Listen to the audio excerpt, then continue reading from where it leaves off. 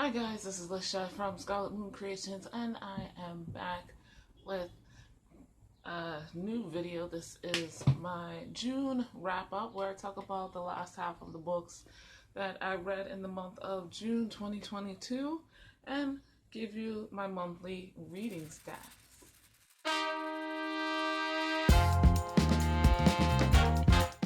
Okay, so before we begin, disclaimers, it is summertime.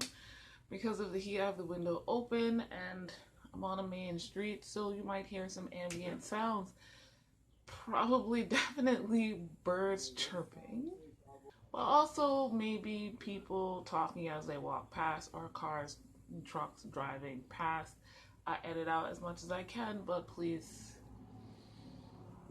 know that there will be some background noise that I just can't edit out. And the other thing I want to talk about is what's been going on with the Supreme Court and the decisions they made in their recent sessions, especially the last 2 weeks or so.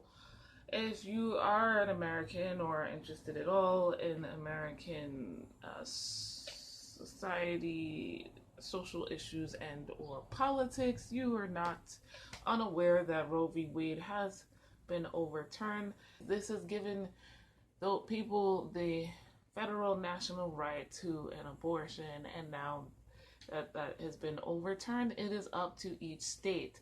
And unfortunately, there are many states, roughly half of them, that are like, no, you don't have the right to an abortion, or the abortion laws are so strict that you might as well not have that right. So there are links in the description to let you know more details of what's going on and what you can do to help. Other than that, there is other things that they have overturned or changed.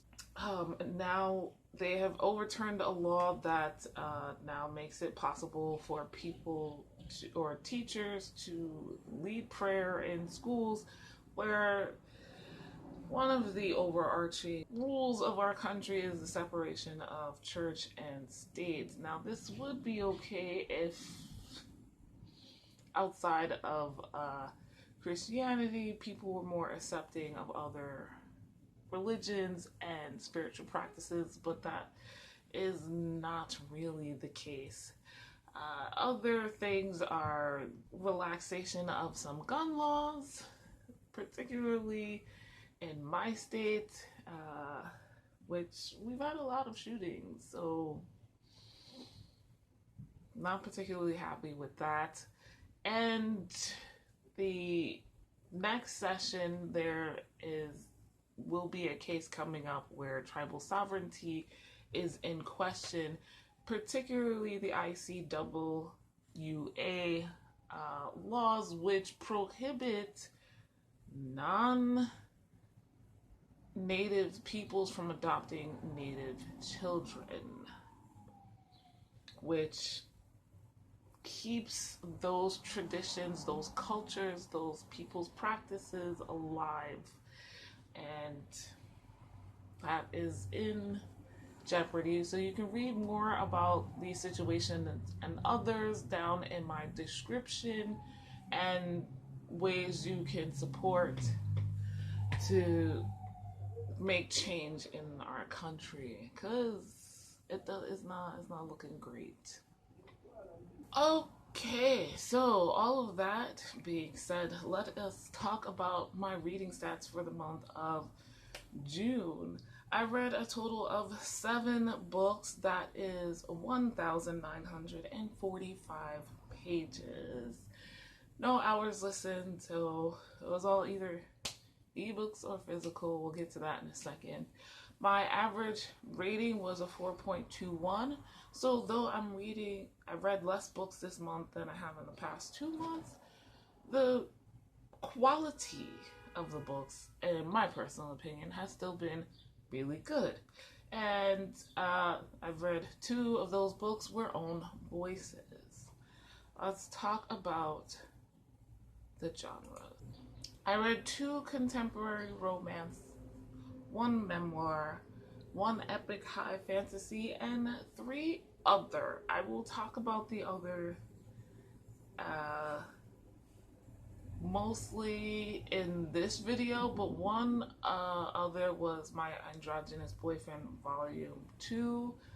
I don't really know what to put that under except contemporary. Yeah, I'm not even sure what type of manga category to put that under. So yeah, that's what happens with other. I have a bunch of subgenres that I read a lot from, and sometimes I'm not reading from those subgenres. So other is that catch-all category.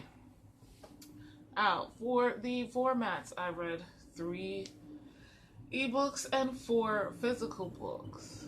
For the forms, I read 3 novels, 1 manga, 1 comic, and 2 graphic novels. For the audience, I read 4 adult books and 3 young adult. And now we'll get into the identity categories. First up is gender identity, and all 7 books I read were cisgendered. Next is racial identity, and I read 2 books with Asian main characters, 2 books with Black or main characters, and 3 books with white main characters. For the sexual identity, I read 1 book with a female-female relationship, 1 book with a male-male relationship, and 1 book with a bisexual main character. Alright, talking about the author, for the authors, I read 5 books by new-to-me authors, so still branching out, and 2 books by authors that were not new to me. The types of books I read, 4 standalones. Who am I? But that's part of, I think, the new-to-me authors.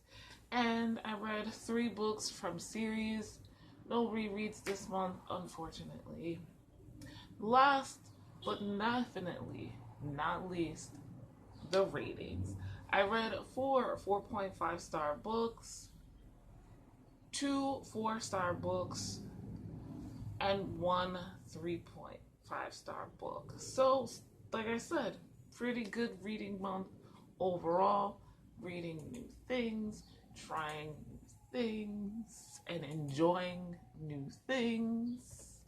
No new personal favorites, but that's okay, I think. Now let's get into the books. The last of the books I read this month, I have 3 to talk about. Okay, so the next book I finished was Nimona by N.D. Stevenson, or Noelle Stevenson. They're both the illustrator and the writer on this, and it is a graphic novel. I found out after finishing it that this was first a webcomic, and considering the small difficulty I went through just to get this, I was just kind of kicking myself. But I also heard that the kind of extra pages that are sort of an epilogue in the end of the graphic novel were not in the webcomic, so it evened out. This is a story where we're following Nimona, who is a mysterious young person who shows up at I want to get the names right because that's one of my favorite parts, Lord Ballister Blackheart's lair, basically, and this kind of bullies him into being his sidekick. Lord Ballister is basically the villain, the bad guy of this story. We're kind of in this medieval town place or whatever. There is a king and whatnot, but Lord Ballister wants revenge against the king and his police force, if you will. They are called the institution of law enforcement and heroics, and they are led in a way, or their figurehead is Sir Ambrosius Goldenloin. I love the names in this because they're like this tongue-in-cheek play on, you know, the whole good versus evil characteristics. And Lord Ballister has, you know, the dark hair, the widow's peak, the goatee, and Sir Ambrosius has gold armor and long flowing blonde locks. It's ridiculous. And we find out more and more about this mysterious Nimona. But where did she come from? What does she really want? What's her true reasoning for joining Lord Ballister? We do not know. But it's fun and lighthearted. There are some poignant moments. I picked this up because it was Pride Month and I wanted to read it for the Queer Lit Readathon, Queer Romance Readathons. I saw, I think it was the Novelty Corner, and I think Steph's recommendations video was why I picked this up. I had seen it before, but I apparently, luckily, did not know about all the hype, because I read some reviews and people were like, they were disappointed it didn't fit all the hype that was for it, but I liked it. I really enjoyed this, so I gave it a 4.5 stars. And yeah, I don't know that I would necessarily say this is okay for kids, maybe young adults. It's not graphic, but it's not without bloodshed and violence. That makes sense. I do like the drawing style. I feel like it fits the sort of irreverence that Nimona the character has, but also like it's playful and doesn't take itself too seriously, but it does get the point across. I liked it, and apparently this won a National Book. Oh no, I'm sorry, it was a National Book Award finalist. Oh, the last thing I will say is there is some LGBT plus QIA rep in there, but it's very, very, very subtle. I thought it would be more obvious, but it's not. And apparently the author later said she wished she didn't keep it subtle. She was more direct about it. I also saw someone say that she has released more artwork where the two characters are actually like in a more obvious relationship, so I might check that out. You should too. The next book I finished was Things We Couldn't Say by J. Coles, and I hope you could see that without the glare from the sun. Sorry. It was the other group pick for the Culture Readathon, and another Own Voices choice. And in this book, we're following a young man who is bisexual, not completely out, but knows he is bisexual, and but that's not the focus of the story. The focus is the fact that this is a contemporary young black man who is living in a black neighborhood.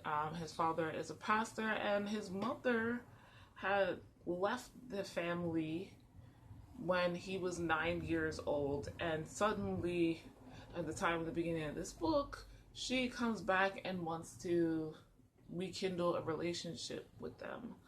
Particularly our main character, Gio.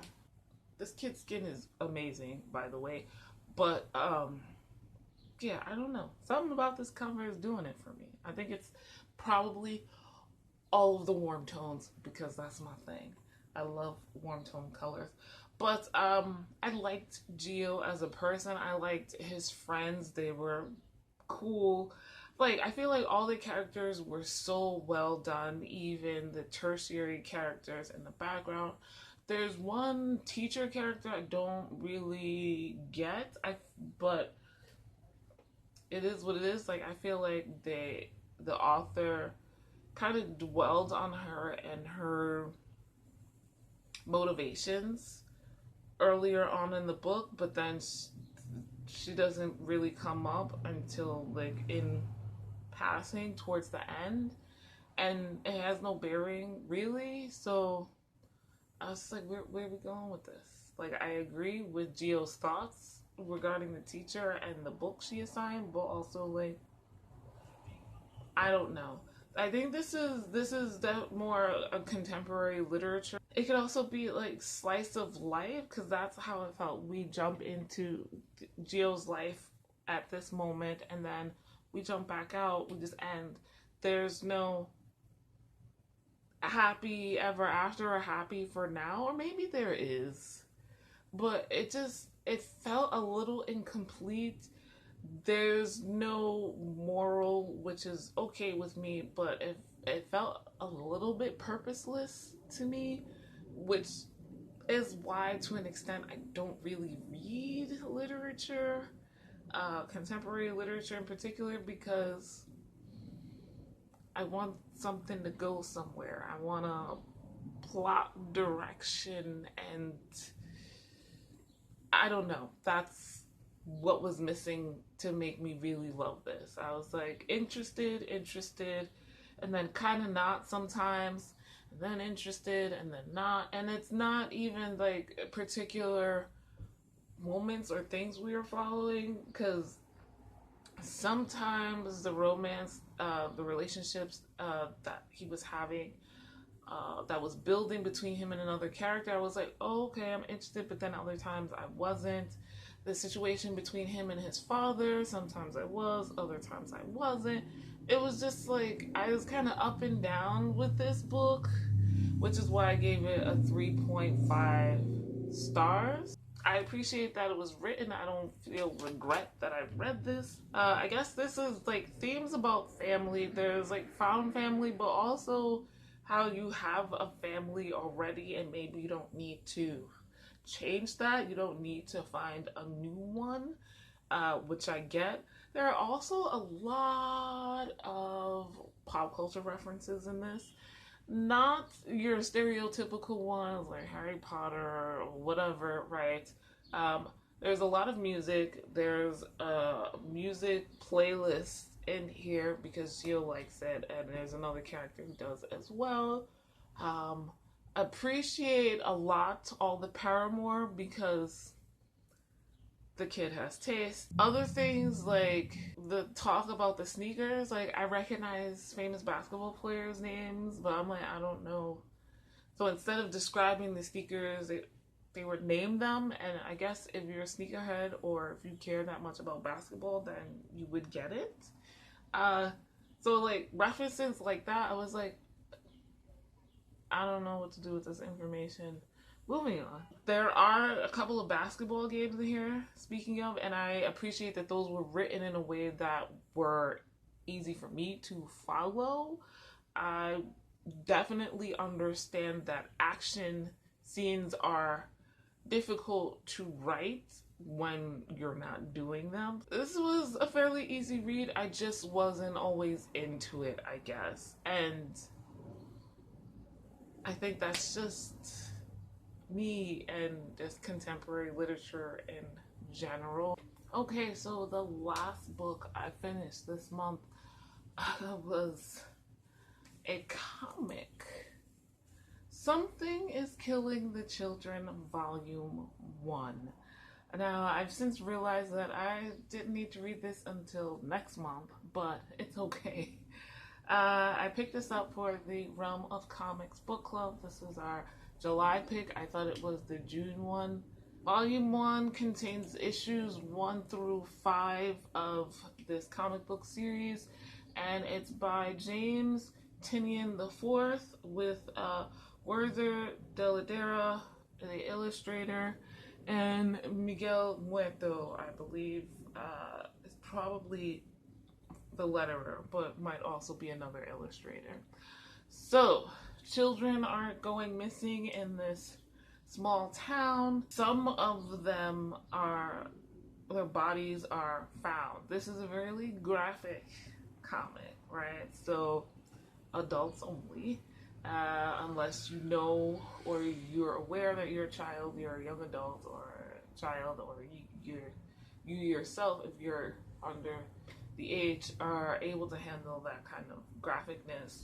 So most of them are found dead, but some are still missing, and the town doesn't know what to do. It's kind of imploding in a way, as is understandable. In the middle of this, a young man whose friends died not far from him, though he didn't see anything, is somewhat being accused and nothing else, ostracized. And then there is a woman who comes to town, doesn't know anyone, but seems to know a lot or have an inkling about what is going on. She gets called to town, and it's clear that she fights monsters of some kind. So this was cool. I didn't really know going into it exactly what this was. Again, it was for the readathon, and I'm not a horror person. The closest I get to horror is like slasher films, because I don't find them scary. They're more thrilling with a little bit with violence, and I'm okay with violence most of the time. Like, I watch Attack on Titan. If that gives you anything. But I don't like to be scared.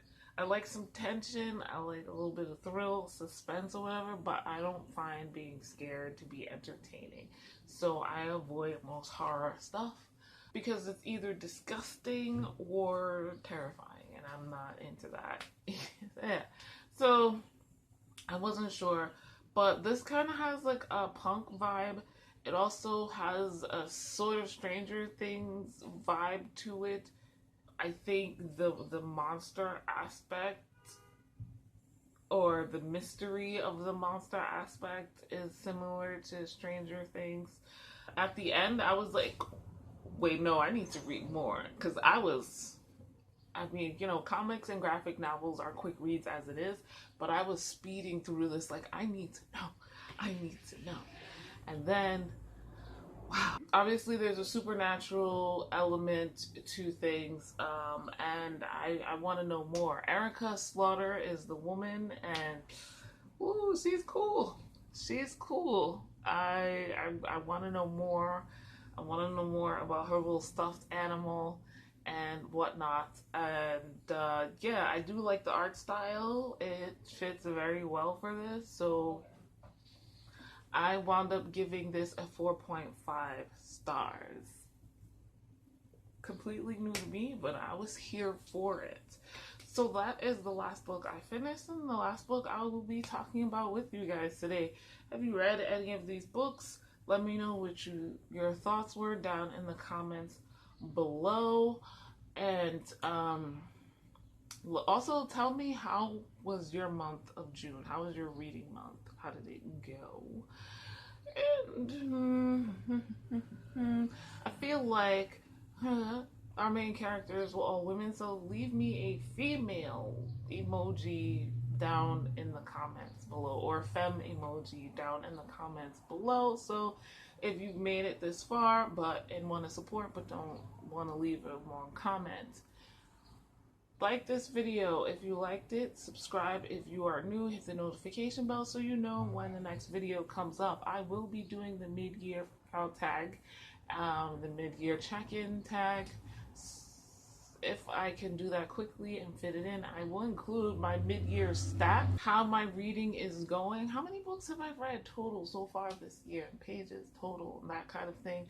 If you're interested, hit that notification bell so you know when those videos come up, because they will be coming. Linked in the description, like I mentioned earlier, are the various rulings that SCOTUS has had recently and what they mean and how you can support, as well as links to all of my social media, including Storygraph and Goodreads if you would like to be friends on either of those. And there's a 10% off discount code to my Etsy shop link below, where I make bath and body products for wellness and spiritual purposes. All natural. Give them a shot if you will. And as always, guys, thank you so much for watching. I'll see you in the next video. Bye.